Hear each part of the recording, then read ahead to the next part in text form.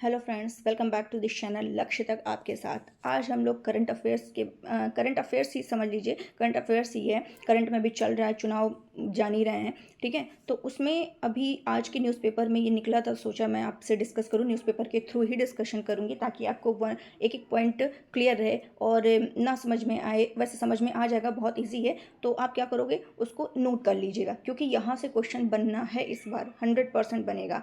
तो आप उसको क्या करो, या तो स्क्रीनशॉट ले लेना, नोट ना कर पाओ, या फिर नोट कर लेना। ये आप पर डिपेंड करता है कि आपको कैसे करना है। तो चलिए कि देखते हैं क्या है फर्स्ट पास द पोस्ट, ये क्या है, एक मिनट, ये क्या है, और आनुपातिक प्रतिनिधित्व प्रणाली ये क्या है। इन दोनों के बारे में हम लोग चलिए न्यूज़पेपर से डिस्कस करते हैं। आज के न्यूज़पेपर में ये था, चलिए देखते हैं।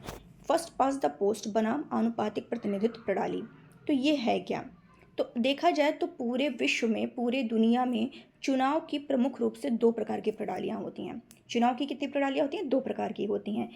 साधारण बहुमत प्रणाली, जिसको क्या कहते हैं, फर्स्ट पास्ट द पोस्ट। क्या होता है, पहली जो प्रणाली होती है उसको सिंपली ये कहते हैं साधारण बहुमत प्रणाली, या फिर क्या कह सकते हैं इसको, first past the post system. Second क्या होती है, वो होती है आनुपातिक प्रतिनिधित्व प्रणाली। ये दोनों आपको समझ में आ गया होगा कि चुनाव की दो प्रणालियां होती हैं दुनिया भर में, ठीक है। पहला है साधारण बहुमत प्रणाली और दूसरा है आनुपातिक प्रतिनिधित्व प्रणाली। उस साधारण बहुमत प्रणाली को आप लोग क्या कह सकते हो, first past the post system. यानी ये चीज़ तो आपको क्लियर हो गई होगी।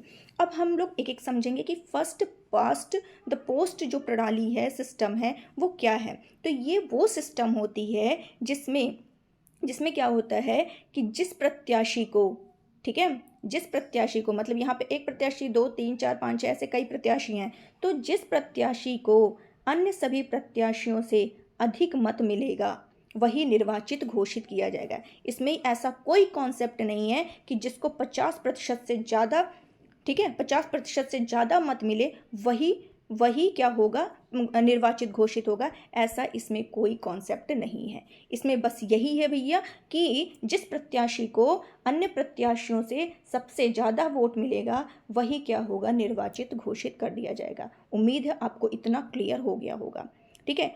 फिर उसके बाद क्या होता है, देखिए यहाँ पे लिखा भी हुआ है कि जरूरी नहीं है कि उसे 50% से अधिक प्राप्त हुआ हो, ठीक है। यानी कि इसके अनुसार जो सबसे आगे वही क्या कहते हैं, जो सबसे आगे होगा वही जीतेगा। ऐसी प्रणाली की साधारण भाषा में इसको कह सकते हैं, ठीक है। वहीं देखें, आगे देखते हैं इसमें कि विधान परिषद, भारत में विधान परिषद, राज्यसभा, उपराष्ट्रपति और राष्ट्रपति, क्या क्या है, विधान परिषद, राज्यसभा यानी कि जो बड़ा है, विधान परिषद बड़ा होता है, राज्यसभा भी बड़ा होता है, ठीक है, और उपराष्ट्रपति हो गए, वाइस प्रेसिडेंट हो गए, और क्या हो गया, प्रेसिडेंट हो गए। इनके चुनाव को छोड़ करके अन्य सभी चुनाव में ये जो है first past the post system ही अपनाया गया है। उम्मीद है आपको क्लियर हो गया होगा। यहाँ से अगर क्वेश्चन आता है तो आपका स्किप नहीं होगा, ठीक है। सेकंड जो हमारा प्रणाली है वो है आनुपातिक प्रतिनिधित्व प्रणाली। अब ये क्या होता है, इसमें देखते हैं। तो इसमें क्या होता है कि मतगणना के बाद क्या होता है कि मतगणना के बाद जो प्रत्येक राजनीतिक दल होता है उसको संसद में उसी अनुपात में सीटें दी जाती हैं जिस अनुपात में उन्हें मत मिलते हैं। क्लियर हुआ? फिर से क्या बता रही हूँ कि इस आनुपातिक प्रतिनिधित्व प्रणाली में क्या होता है, मतगणना के बाद जितने भी राजनीतिक दल होते हैं उन सभी राजनीतिक दल को संसद में उसी अनुपात में सीट प्रदान की जाती है जिस अनुपात में उन्हें क्या होता है, मत मिलता है, ठीक है।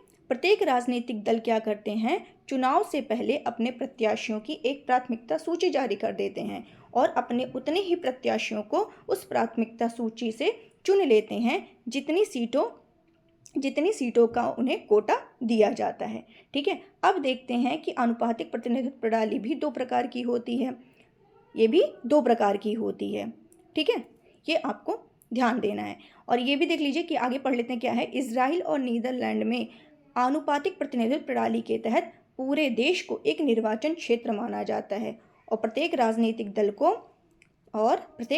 दल को राष्ट्रीय चुनाव में प्राप्त मतों के अनुपात में सीटें दे दी जाती हैं, ठीक है। ये आप स्क्रीनशॉट ले लीजिएगा, पूरा पढ़ लीजिएगा। मेन जो कॉन्सेप्ट था वो आपको बस जानना चाहिए, वो आपको क्लियर हो गया होगा क्या होता है कि प्रत्येक राजनीतिक दल निर्वाचन क्षेत्र के लिए अपने प्रत्याशियों की एक सूची जारी करते हैं, जिसमें उतने ही नाम होते हैं जितने प्रत्याशियों को उस निर्वाचन क्षेत्र से चुना जाता है। ठीक है, तो इतना क्लियर हो। चलिए इसको बहुत सिंपली मैं आपको बता दूं दोनों में डिफरेंस क्या है। यहीं पे आपको क्लियर हो जाएगा। अगर थोड़ा अभी भी कन्फ्यूजन हो तो यहाँ से आपको क्लियर हो जाएगा कि फर्स्ट पास्ट द पोस्ट और आनुपातिक प्रतिनिधित्व में क्या अंतर है। तो फर्स्ट पास्ट द पोस्ट क्या होता है, इस पद्धति में पूरे देश को क्या करते हैं, छोटी छोटी भौगोलिक राजनीतिक इकाइयों में बांट दिया जाता है, जिसे निर्वाचन क्षेत्र या साधारण शब्दों में क्या कहते हैं, सीट कहते हैं। ठीक है, और वहीं आनुपातिक में देखें तो अनुपात कहते हैं ना, अनुपात क्या होता है, बड़ा होता है। तो किसी बड़े भौगोलिक क्षेत्र को एक ही निर्वाचन क्षेत्र मान लिया जाता है, कभी कभी पूरे देश को ही एक निर्वाचन क्षेत्र मान लिया जाता है। फिर आते हैं फर्स्ट पोस्ट द पास्ट में। इसमें क्या होता है, हर निर्वाचन क्षेत्र से केवल एक प्रतिनिधि चुना जाता है, जबकि आनुपातिक प्रतिनिधित्व में क्या होता है, एक निर्वाचन क्षेत्र से कई प्रतिनिधि चुने जा सकते हैं। साधारण वाले में देखें, इसमें क्या होता है, फर्स्ट पास्ट वाले में, तो इसमें होता है मतदाता प्रत्याशी को मत देता है, जबकि हमारा अनुपातिक में क्या होता है, मतदाता राजनीतिक दल को मत देता है। क्लियर। इसमें क्या होता है फर्स्ट पास्ट में कि राजनीतिक दल को प्राप्त मतों के अनुपात से अधिक या कम सीटें विधायिका में मिल सकती हैं, जबकि हमारा अनुपातिक में क्या होता है कि हर राजनीतिक दल को प्राप्त मत के अनुपात में ही विधायिका में सीटें हासिल होती हैं। नेक्स्ट है कि फर्स्ट पास्ट में क्या है, जरूरी नहीं कि विजयी उम्मीदवारों को मतों का 50% से अधिक मत मिले। ठीक है, जैसा कि एग्जाम्पल में क्या है, ब्रिटेन और भारत, इस तरीके से यहाँ पे होता है। जबकि अनुपातिक में क्या होता है, विजयी उम्मीदवारों को मतों का बहुमत हासिल होता है।